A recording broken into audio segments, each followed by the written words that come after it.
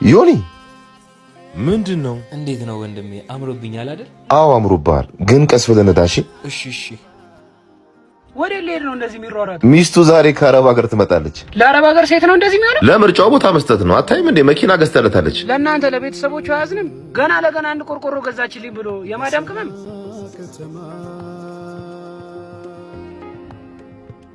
ውበትሽን እያየሁ ስወጣም ስገባ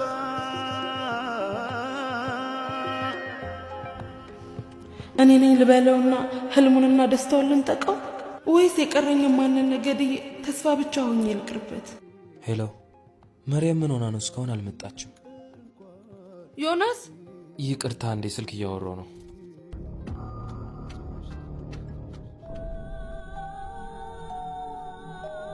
መርያም፣ ዮናስ፣ የኔ እናት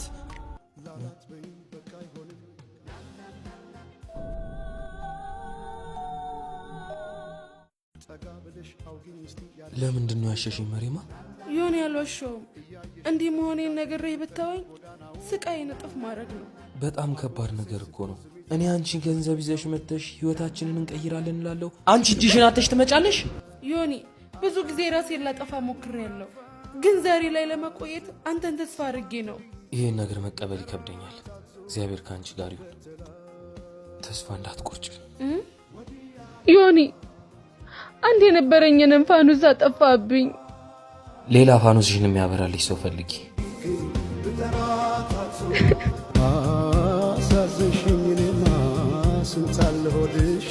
እንኪ ጥጋበኛ ዮኒ ወላሂ አልተውሽም በለኝ። ማርያምን አልተውሽም። ምንም ቢፈጠር ቃል ግባልኝ። ቃል ገባልሻለሁ ማርያም።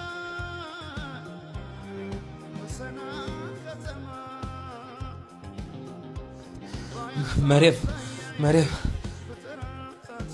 ፋኖስሽን ያበራልሻለሁ። ድጋሚ እንደማታጠፋው በምን ልመን? ማርያምን ቃል ገባልሻለሁ።